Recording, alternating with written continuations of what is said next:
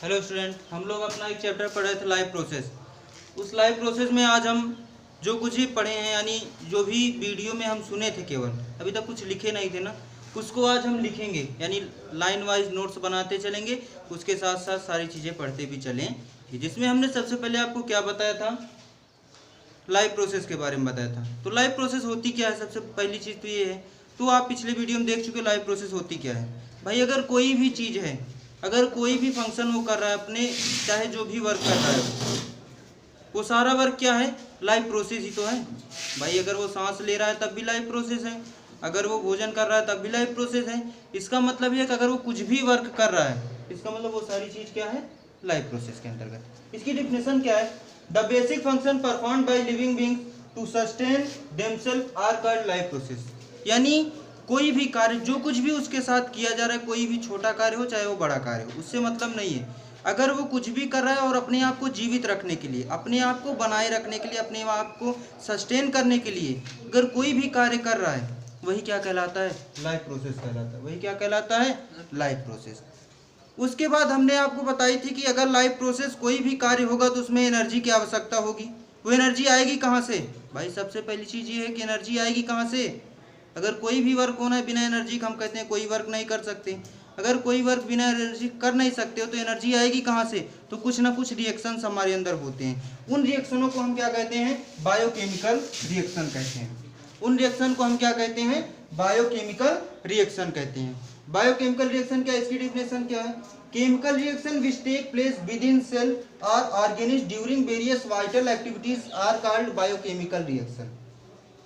एक ऐसी रासायनिक अपक्रिया जिसके द्वारा कि कोई भी, वो कहाँ पे होगी, किसी भी सेल के अंदर होगी। कहाँ पे होगी, कोई भी ऑर्गेनिज्म जो होगा उसके सेल के अंदर होगी या फिर उस ऑर्गेनिज्म के अंदर होगी। हम ये कह सकते हैं या तो उसके सेल के अंदर होगी या फिर उस ऑर्गेनिज्म के अंदर होगी। कोई भी क्रिया, जो कुछ भी हो रहा है, जो कुछ भी वाइटल एक्टिविटीज हो रही हैं, वे सब क्या हैं, वे सब जो कुछ भी हो रही है किसके वजह से हो रही हैं, केमिकल रिएक्शंस की वजह से। कुछ रासायनिक अपक्रियाएं हो रही उन जीवों के अंदर या फिर उनके सेल के अंदर, वही क्या कहलाता है, बायोकेमिकल रिएक्शन। वही क्या कहलाता है, जैव रासायनिक अपक्रिया कहलाती है। बात समझ में आई, फिर से सुनिए।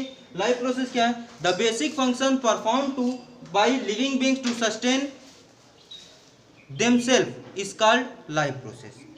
बात समझ में इतनी। उसके बाद अगली चीज क्या है, biochemical reaction. Chemical reaction which take place within cell or organism during various vital activities are called biochemical reaction।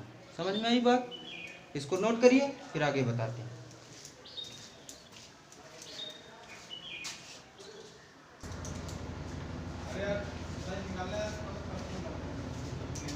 चलिए अब आगे अगर हम बात करें मेटाबॉलिज्म क्या होता है, ये जो वर्ड है मेटाबॉलिज्म, ये क्या है, ठीक, ये कुछ हमारे अंदर कुछ परिवर्तन होते हैं, हमारे अंदर कुछ परिवर्तन होते हैं। वो परिवर्तन कैसे हो सकते हैं, वो केमिकल भी चेंजेस हो सकते हैं और फिजिकल चेंजेस भी हो सकते हैं। केमिकल चेंजेस का मतलब कुछ आंतरिक रासायनिक क्रियाओं की तरह जब कोई परिवर्तन होता है उसे केमिकल चेंज, ठीक। उसके साथ फिजिकल चेंज का मतलब अगर उसके आकार में कोई परिवर्तन हुआ, उसके साथ साथ उसके अन्य कोई, जो कि हमें सामने से जो कुछ भी चीज़ें प्रदर्शित हो रही हैं उनमें अगर कोई चेंजेस आता है तो वो चेंजेस फिजिकल चेंजेस कहलाए हमारा, ठीक।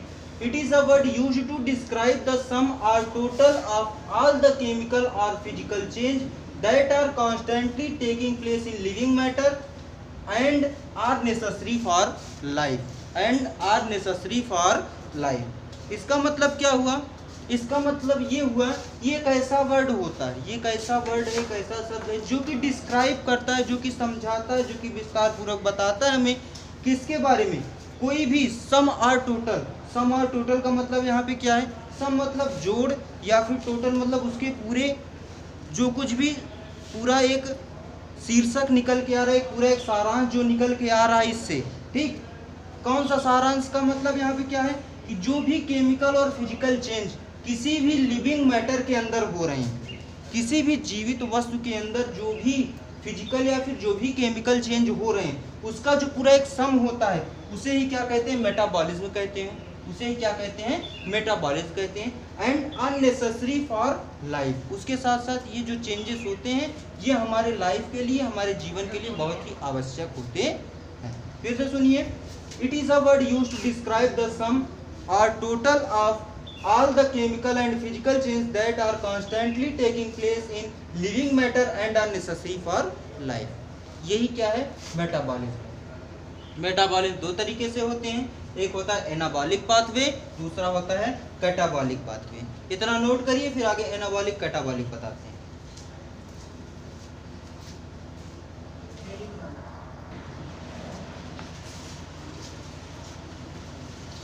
अब अगर हम बात करें एनाबॉलिक पाथवे की, यानी जो एनाबॉलिक पाथवे क्या होते हैं और कैटाबॉलिक पाथवे क्या होते हैं, ठीक। Anabolic pathway in which biosynthesis of organic compound आकर और इन द अदर वर्ड, देखिए एक चीज याद रखिएगा, यहाँ से एक अलग डिफिनेशन है, ठीक, यहाँ से एक अलग डिफिनेशन है, यहाँ तक की और यहाँ तक की एक अलग डिफिनेशन है, ठीक, ठीक है ना। बाकी रही बात कि अगर आप पूरा लिख देते तो कोई गलत नहीं है, ठीक है, वही चीज दोनों, बस केवल यही क्या है, कुछ अंतर है।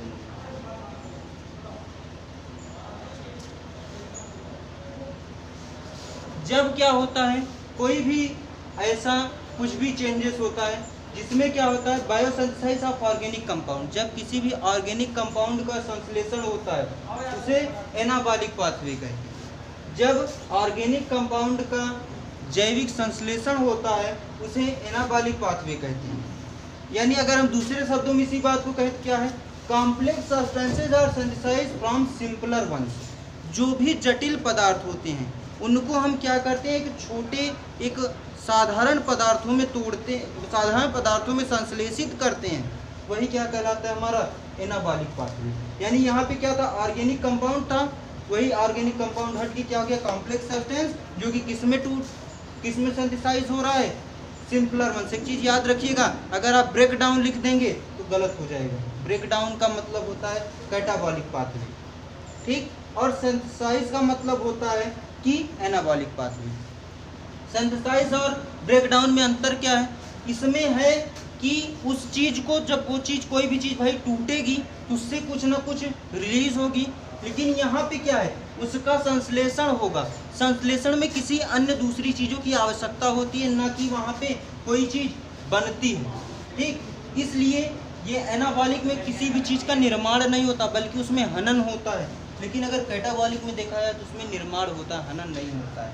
कैटाबॉलिक क्या है, in which the breakdown of complex organic substances into simpler ones occur as in respiration.